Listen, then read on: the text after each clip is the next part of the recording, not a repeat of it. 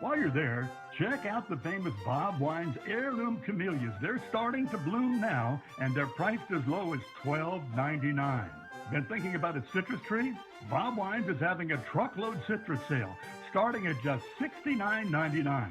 And just arrived, those very popular dwarf citrus trees. They're perfect for your patio or other small spaces.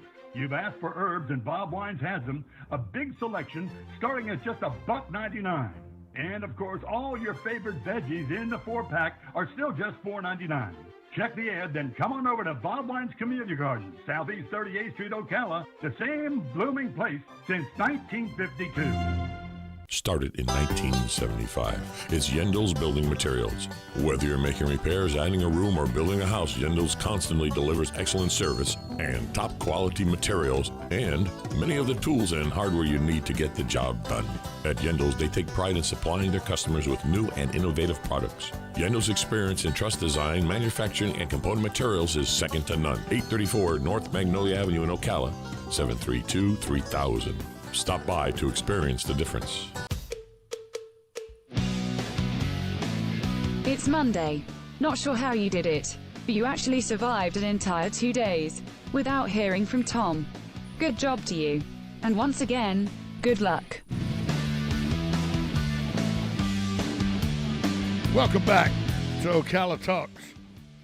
On a Monday, I am your host, Tom Schmitz, coming to you as we wrap up hour number 3 of this Monday edition of Ocala Talks. I travel the state pretty regularly, and I've come up with a list that I'm going to give you of some of my favorite places. Some of them are a little farther away. Some of them are day drives. But I go to the beach quite a bit, but not to get in the water. I like beach bars. I like places you can go and enjoy the surf. Let's go to the phone lines real quick. I know this number, so I'll go ahead and. Good morning, Good morning, honey. How are you? Good. Hey, are we still talking about minimum wage? We can, because you and I don't agree on this. We don't agree on it. We do Sometimes not. I wish you would tell me about the topic so I could be available to rebut you on the radio. Well, here's your chance. Now, got about 2 minutes. You're like everything's going to go up. Everything. Why would housing go up? That's not impacted by minimum wage. Yes, why it would is. insurance go up? Yes, it is. That's not impacted. Yes, it is. They don't have minimum wage jobs. That's a career job. Right, but they will go up And as well. Let's talk about minimum wage for a minute. Minimum wage is $8 an hour. You're No, like, it's not. It's $10 whatever an hour. it is. It's $10 an hour. Well, and I see jobs posted out there for $12.50 to be a yard manager using heavy equipment. Now that is a $25 an hour job. So that is why minimum wage is important so that business owners understand the value of their employees. Now you cannot have somebody making $12.50 an hour. No, it's going to go up. That $12.50 is going to go up to $15. While minimum wage is at $10, that'll go up to $15 or $20. There is no way somebody using heavy equipment should be making $12.50 an hour. No way. Okay, that's what you think. And by the way, let me preface this by saying my wife grew up in the Midwest where unions rule, and unions get what they want, when they want, and how they want. So we have to preface that. But well, you can preference that, but I've worked for unions and I've been a part of unions, and I do not believe in unions. I do not believe that they are needed in today's environment. I think their time has passed. I think there's been enough legislation to warrant them going away. And what do unions fight for when they're under contract? They fight for the employer to collect their dues and to have a union steward represented, so that they don't have to do anything. And better wages. Now, why don't you have the union? And better wages. Why don't you? But normally it's not much. Usually the union dues offset the better wages. I have worked in manufacturing plants enough, food manufacturing, to understand that it's not necessary. But minimum wage jobs should not be career jobs. They should be minimum wage, and minimum wage should not be $15 an hour. That's all I'm saying. That's all I'm saying. And we disagree on this. What happens to the poor guy that just got out of jail and that's all he can find? he can't get a career job now because he made a unfortunate misjudgment. Wants to make sure that he, can provide for his family. What happens to that guy? What happens to that guy? He reinvents himself. He goes, gets another career. He goes, figures out how to overcome the felony conviction that he has, or the two felony convictions, and drug addiction that he has. He reinvents himself, and lo and behold, he makes good money in radio, or he opens his own business. He improvises and overcomes. That's what he does. You know how I know this? Is that what he does? You know how I know this? Because I'm that guy. Tell me. You're that guy. Hey, can I yes, get? We could. Can I get? Can I get the favorite bars at the beach now? Do we have to keep doing this? Do we get the what? Can I get the favorite beach bars at the beach now? I don't understand what that means. I was going to talk about my favorite bars at the beach in this segment. Can I go do that now? I suppose we might argue more though on Friday.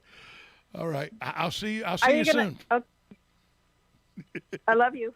Bye. See, my wife and I do not agree on the minimum wage. Believe me, it's been heated conversations at home during the whole process of voting on it in 2020 and everything. And, hey, that's what you should have, good discourse over issues like this. Now, let's get to my favorite bars from around the state. If you've ever been to Anna Maria Island and not gone to the Anna Maria Beach Cafe, it's one of the best kept secrets in the Sunshine State. Live music. It's got tables everywhere.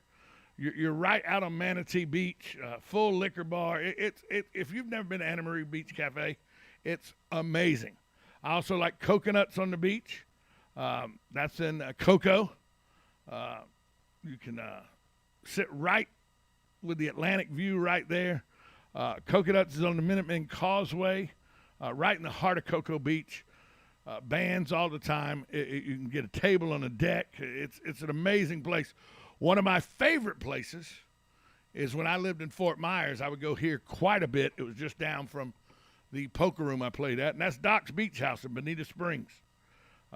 It's something, it's one of those places like Cheers where everybody's a friend or there. It's right there in Bonita Beach. It dates back to 1987. It's got chicken tender, pizza, all kind of stuff. Doc's is a place you want to go grab a beer, something to eat. You got friends there. Doc's in Bonita Springs. If you ever get over there, that's a great place to go. Everybody that's ever been to Flagler knows about this place, the Golden Lion. Flagler Beach Golden Lion is a destination beach bar. It's got its second ownership now. It's got its name from a local British pub owned by Tony Marlowe's family. I tell you, if you ever get over there and try their fish and chips, amazing at the Golden Lion Beach Bar. And then finally, a place I like to go, also in Fort Myers, is Junkanoo on the Beach. It's right there on Fort Myers Beach. It's a family-friendly place. It's got beer, lots of rum. Rum is a big passionate thing down there and around the Fort Myers area. You can get shrimp tacos. You can get hand-tossed pizzas because it's Italian-owned. It's the Russos. I've talked to Little Franco Russo's son.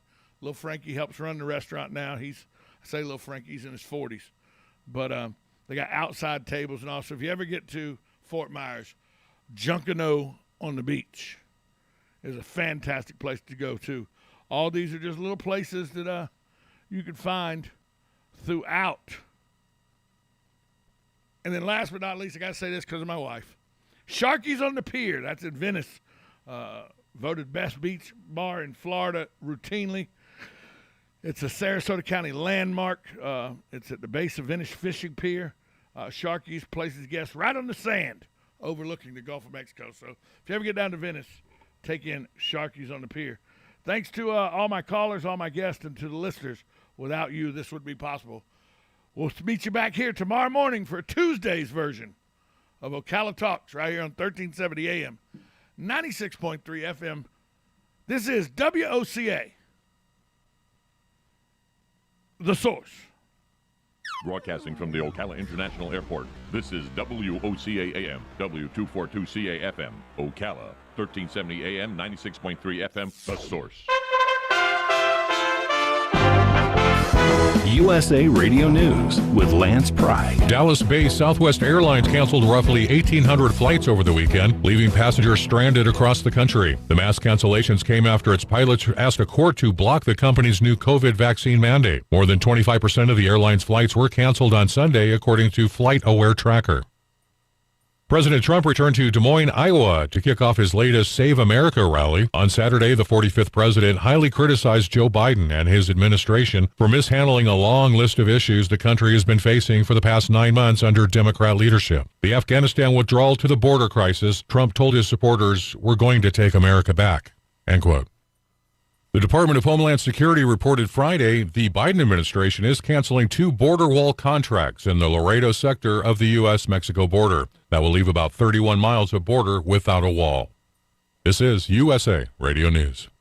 On January 29th of last year, I was a stroke victim, but some patients can't even get the proper medication because of stringent insurance practices. Doctor, doesn't seem like America.